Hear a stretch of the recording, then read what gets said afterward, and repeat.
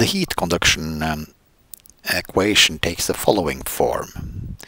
You have on the left side the partial derivative of the temperature, which we will call U, and on the right hand side we have a constant c square multiplied with nabla square of U.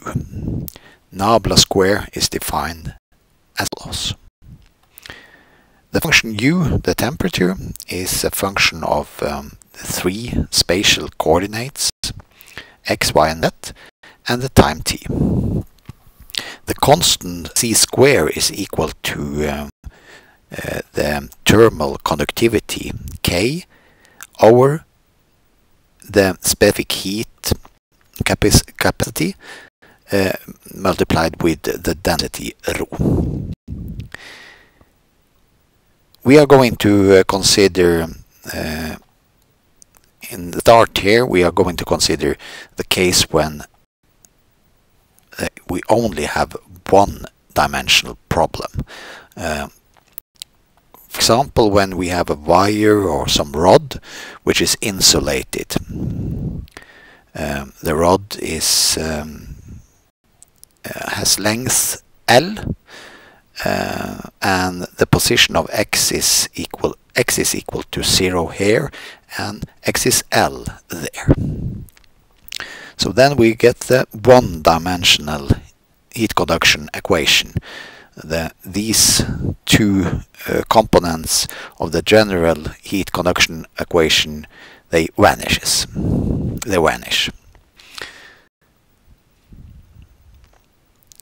We are going to consider especially the following boundary conditions. U is equal U of 0t is equal to 0, and U of L t is equal to 0 for all values of t. This means that endpoints of the rod are kept at 0 temperature, and there is some initial temperature in the rod, and when the time is going, the rod is cooling, so the temperature is after some time it will be very close to 0, and this initial temperature is called f of x. So our problem is to find the function u of xt for all values of t. So we are going to use the same procedure as we did for the wave equation. We use the separation of variable technique. We have two functions, one function f of x multiplied with g of t. We start with this assumption, and when we find the partial derivative of u using this definition, we get this expression, and the second derivative of u with respect to x, which we also need, will be the second derivative of f of x multiplied with g of t. When we insert this expression into the one-dimensional heat equation, then we obtain the following. We obtain on the left side of the wave equation this expression due to the fact that the derivative of u is equal to this guy, and on the left side c square multiplied with this.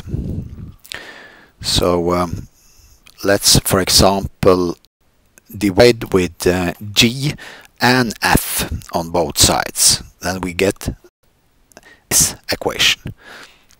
And what we now realize is that the left side and right side, they are independent of each other. We know that the left side is only a function of t, and the right side is only a function of x, and the only situation when this happens is when the left side and right side is only a constant. This is the same as for the wave equation. And if this guy is equal to k, then we get the equation, and if this expression is equal to k, we get this equation. So these are two ordinary differential equations which we are going to solve. First of these two equations is easy to solve it's solvable in the same way as for the wave equation. It's nothing different about it. And we obtain that f of x is of this type. Just follow the exact same method as for the wave equation. This next equation is a little bit different, but it's not difficult to solve this equation also. And this equation takes this form because now we know that this guy is equal to np over L, and we can solve this equation in several ways. But for example, if we divide with d, then we get a separable first-order equation, which is very easy to solve. And finally, we obtain that this capital G is on this form. So it's Bn multiplied with this exponential function. So summing up, we find that the solution u of xt, which we said should be a product of f and g, we can call it generally fn and gn. We have the expression for f of x, fn of x, and gn of x, and we multiply these with each other. And as we did for the wave equation, let's just sum all these type of solutions and hope for that this represent the general solution. And it's possible to show that all solutions will be of this form. So u x of t is a sum from n equals 1 to infinity of un of x, where un of x is given by the expression. And lambda n is equal to cn pi over L. Noting that ux of 0, the initial temperature, is equal to the function f of x, we can insert t equal to 0 into this expression. And when we put t equal to 0 into the expression, then this term will turn into only 1. So then we get ux of 0 equal to the sum from n equal to 1 to infinity of bn sine of this guy. So here we are just multiplied with 1. And this should be equal to f of x, because f of x is the initial temperature, ux of t when t equals 0. And this means that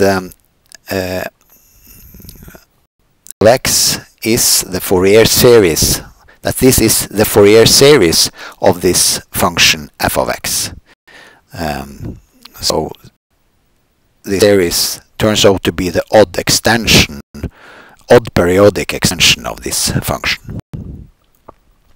And as we know that the Fourier coefficients for f of x, the odd extension of f of x is equal to this expression.